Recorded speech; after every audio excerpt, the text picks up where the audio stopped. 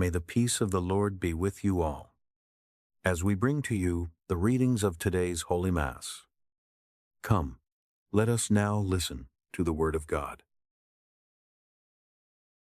The 13th of May, 2026, Wednesday of the 6th week of Easter. A reading from the Acts of the Apostles. But those who escorted Paul brought him as far as Athens. Receiving a commandment to Silas and Timothy that they should come to him very quickly, they departed. Paul stood in the middle of the Areopagus and said, "You men of Athens, I perceive that you are very religious in all things. For as I passed along and observed the objects of your worship, I also found an altar with this inscription, 'To an unknown God.' What therefore you worship in ignorance, I announce to you. The God who made the world and all things in it, He, being Lord of heaven and earth, doesn't dwell in temples made with hands. He isn't served by men's hands, as though He needed anything, seeing He Himself gives to all life and breath and all things. He made from one blood every nation of men to dwell on all the surface of the earth, having determined appointed seasons and the boundaries of their dwellings, that they should seek the Lord, if perhaps they might reach out for Him and find Him, though He is not far from each one of us. For in Him we live, move, and have our being. As some of your own poets have said, for we are also His offspring. Being then the offspring of God, we ought not to think that the divine nature is like gold or silver or stone engraved by art and design of man. The times of ignorance, therefore, God overlooked. But now He commands that all people everywhere should repent, because He has appointed a day in which He will judge the world in righteousness by the man whom He has ordained, of which He has given assurance to all men, in that He has raised Him from the dead." Now when they heard of the resurrection of the dead, some mocked, but others said, "We want to hear you again concerning this." Thus Paul went out from among them. But certain men joined with him and believed, including Dionysius the Areopagite and a woman named Damaris, and others with them. After these things Paul departed from Athens and came to Corinth. The Word of the Lord. A reading from the Holy Gospel according to John. Jesus said to His disciples, "I still have many things to tell you, but you can't bear them now. However, when He, the Spirit of truth, has come, He will guide you into all truth, for He will not speak from Himself. But whatever He hears, He will speak. He will declare to you things that are coming. He will glorify Me, for He will take from what is mine and will declare it to you.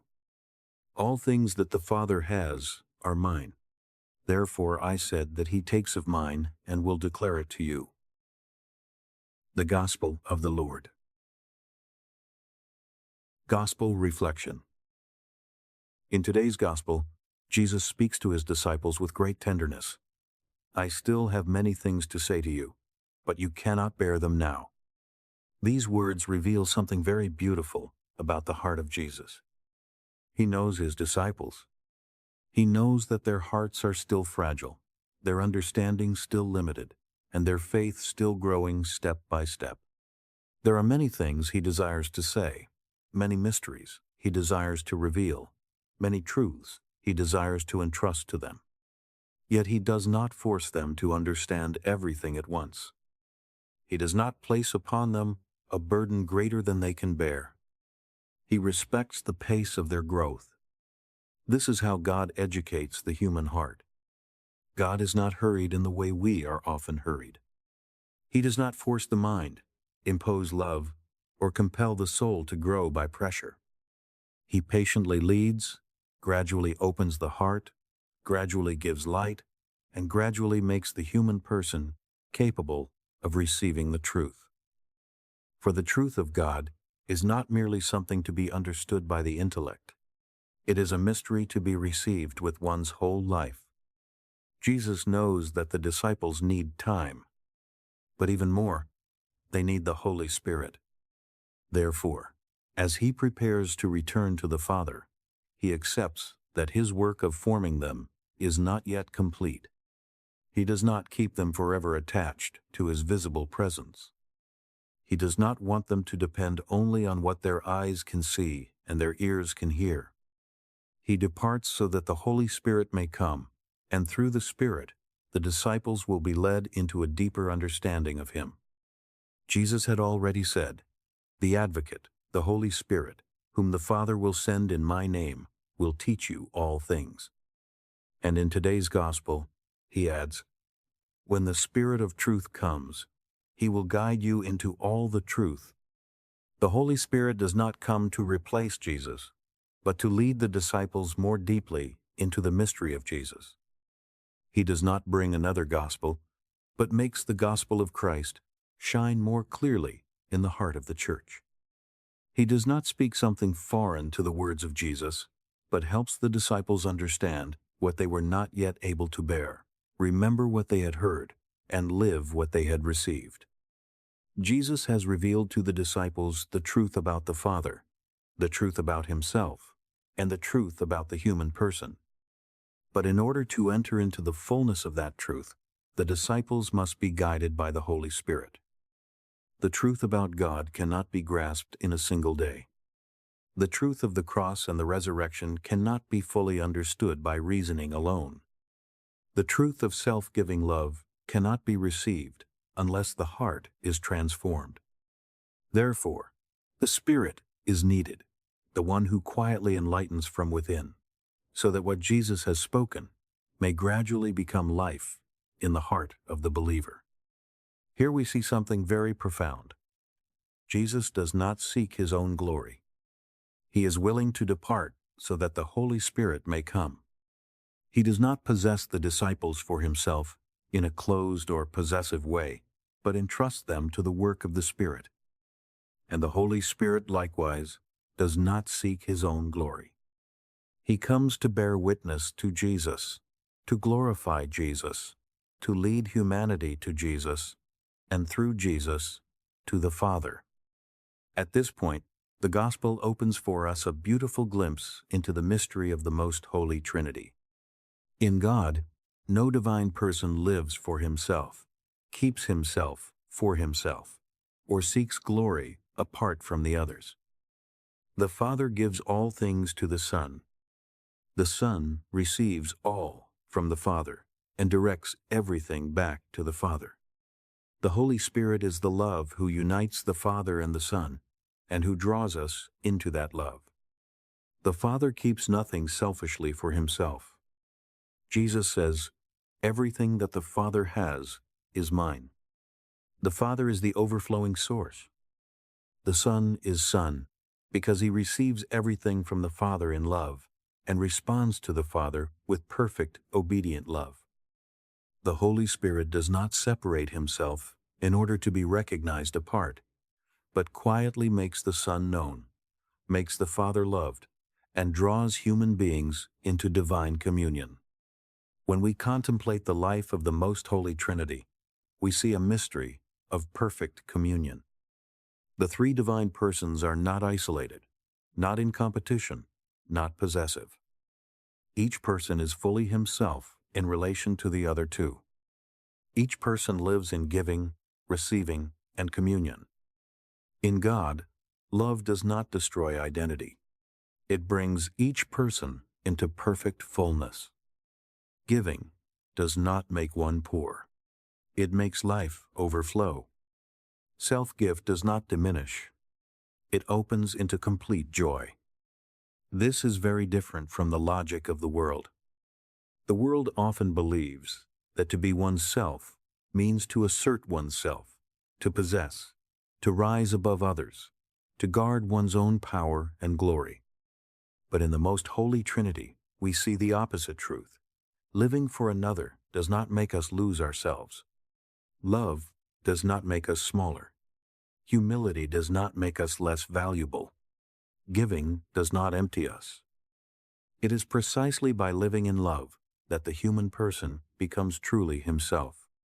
Yet the world of the Trinity is not closed in upon itself. True love never remains shut within itself. Love always opens, always gives, always invites. Therefore, God does not keep the happiness of the Trinity as a private treasure, but wills that this joy overflow upon the whole work of creation. The Father loves the world so much that he sends his only Son into the world. The Son loves humanity so much that he becomes man, lives among us, suffers, dies, and rises again for us. The Holy Spirit loves the Church and every soul so much that he remains present, consoling, strengthening, enlightening, and sanctifying. The three divine persons act together for humanity, for our salvation, and for our invitation into divine life. The deepest desire of God is to draw us into this communion, that we may become sons and daughters in the Son, that we may call God Father, that the Holy Spirit may dwell within us, and that we may live by the very love of God. Christianity does not simply teach us to believe in an all-powerful God. It invites us to enter the life of a God who is love, a love that opens, shares, and saves. From this mystery, we are invited to examine our own lives. If God is love that opens outward, then the Christian cannot live closed in upon himself. If the Trinity is communion, then the Christian cannot nourish division. If the Son does not seek his own glory, then the disciple cannot make the ego the center of life. If the Holy Spirit quietly leads people to Christ, then we too are called to serve humbly, without seeking ourselves, without possessing others, without turning them into instruments of our ambition. True love is always humble and patient. Jesus does not force the disciples to understand what they are not yet able to bear. God does not break down the door of the soul in order to enter. He knocks, invites, and waits. Therefore, the question for each of us today is this: am I willing to open my heart so that God may enter my world? Am I willing to let the Holy Spirit lead me out of the narrow world of selfishness, fear, pride, and possessiveness, and into the wide world of God? In a world that exalts power and PR, affet, the Christian is called to humble service. In a world fascinated by domination and possession, the Christian is called to self-giving love. In a world wounded by factions, suspicion, and division, the Christian is called to collaboration, shared responsibility, and communion. In a world still marked by barriers of discrimination, exclusion, and contempt, the Christian is called to recognize every person as a brother or sister loved by God and invited into his life. Therefore, today we ask the Most Holy Trinity to teach us to love as God loves, with humility, with self-gift, with communion, and with a heart always open to God and to our brothers and sisters. Most Holy Trinity, you are the source of pure love, perfect communion, and fullness of joy, not closed in upon yourself, but always open in the gift of life. Teach us to love as you love. Free us from selfishness, from the temptation to seek ourselves, from the desire to dominate, possess, and compete. In a world that exalts power and profit, teach us to serve quietly. In a world fascinated by domination and possession, teach us to love with self-giving hearts. In a world wounded by factions and division, teach us to collaborate and to bear responsibility together. In a world still marked by barriers of discrimination, teach us to see every person as a brother or sister. May we, as Christians, become love for the dry and weary heart of the world. Teach us to live through one another, and for one another, to give generously, and to receive humbly. Most Holy Trinity, Help us believe in your presence, deep within our hearts, and in the heart of every little one. Guide us, day by day, into the fullness of truth, into the communion of love, and into the joy of being sons and daughters, in the beloved Son. Amen. We are deeply grateful for your prayers, for sharing our videos with others, and for the support you have generously offered to this mission. We also extend our heartfelt thanks to all who have so kindly shared the blessings they have received. If today's reflection has touched your heart, we warmly invite you to share this video with your loved ones, especially with those who may be in need of hearing the Word of God today. Please do not forget to like this video and to subscribe to Verbum Dei Catholic Bible if you have not yet done so. Thank you, and may God graciously bless us all.